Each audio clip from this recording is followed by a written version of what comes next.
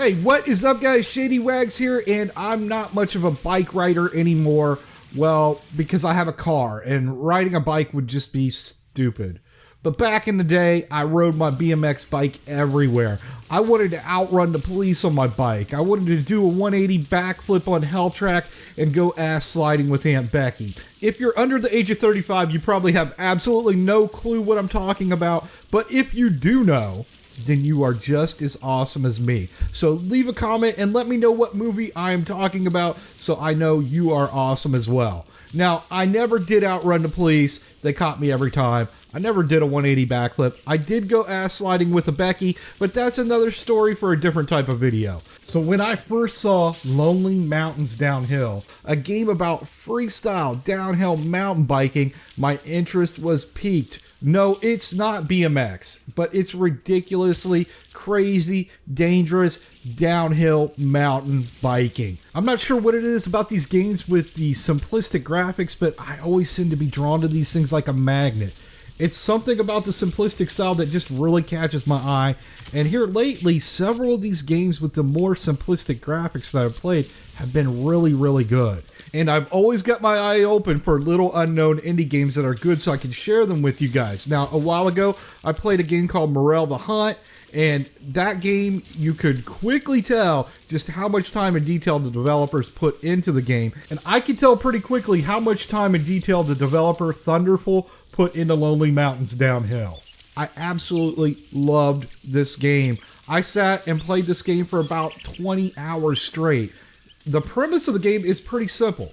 You start at the top of a mountain at the start of a trail, and you have to make it to the bottom of the trail while crossing all of the checkpoints. You unlock different time-based challenges and challenges based on not wrecking, and if you complete those, you then unlock new trails, new mountains, different cosmetics for your bike rider, new bike paint jobs, and bike parts which you can collect to unlock new bikes. And the different bikes perform differently. Some bikes have heavier frames and are more stable with stronger suspension, allowing you to off-road better, while other bikes have lighter frames, giving you more agility and speed. Now, the cool thing about this game is that the mountain you are riding down, you are completely free to go wherever you want. You're not locked in just to following a trail. So that gives you a lot of possibilities when you're trying to beat the time trials. You could drop down the side of a sheer mountain face, hop the path and cut through the woods, and jump from one side of a riverbed to the other. Some of these shortcuts are pretty visible, but some of them are not. They're hidden, and they're going to take some experimenting to find. The only requirement is that you have to hit all the checkpoints in order. Sounds easy, but it's not. This game is difficult. As much fun as it is, it's going to test your patience. I'm talking like a Dark Souls level of difficulty here. Sometimes you'll pull off these miraculous drops off the side of a hill that only a complete adrenaline junkie would even attempt in real life. And then other times you'll have both your wheels on the ground moving at a normal speed and you'll tap a rock and you'll wreck. I found myself doing the same thing over and over and over again in order to shave half a second off my time so I could unlock a purple bike paint job. There is nothing more frustrating than pulling off this sick bike slide down the side of a cliff only to clip a rock or the side of a bridge on a straightaway and then have to start over. Luckily, you don't have to start all over at the beginning of the trail. You only have to start back at the last checkpoint you crossed. Lonely Mountain Downhill may not be for everyone because of that level of difficulty, but I loved every second of it. I thought it was challenging while still retaining a level of enjoyment. And to push that difficulty to an even more insane level, if you complete all the challenges on a trail, you unlock nighttime ride mode with even more challenges. Like I said before, I'm a little bit biased. I like these graphics. I think the graphics are beautiful.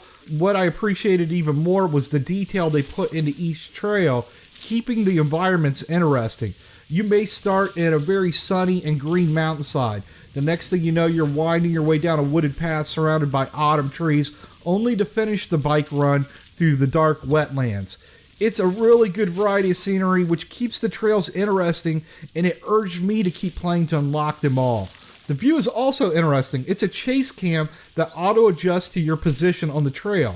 Sometimes it's in back of you, sometimes it's in front, or sometimes above you, but I never felt as if it was ever in the wrong position so the camera angles did work really well. Also, you can see the surroundings that are out of your view is just slightly blurred, and that keeps you focused in on the part of the trail that you're currently on, but gives you an idea of what obstacles are approaching. As for the control, the steering is fantastic, and it's really responsive. By default, they use a steering system that does adjust to the view of the cam. As for the sound, there's not much to say about that. It's a mountain biking game, and the sound of the dirt and the rocks sliding out underneath your tires is pretty on point. Now, the only bad thing I can say about Lonely Mountain Downhill is I just didn't think there was enough trails. You have access to 2 different mountains with 4 trails on each mountain, and that probably amounts to about 20 to 30 hours of content. I would have liked to seen the game released with maybe 1 or 2 more mountains with 4 trails each.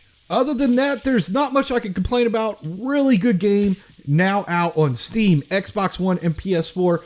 Thank you guys so much for watching. If you enjoyed this video, hit that thumbs up button. Until next time, I'll talk to you later.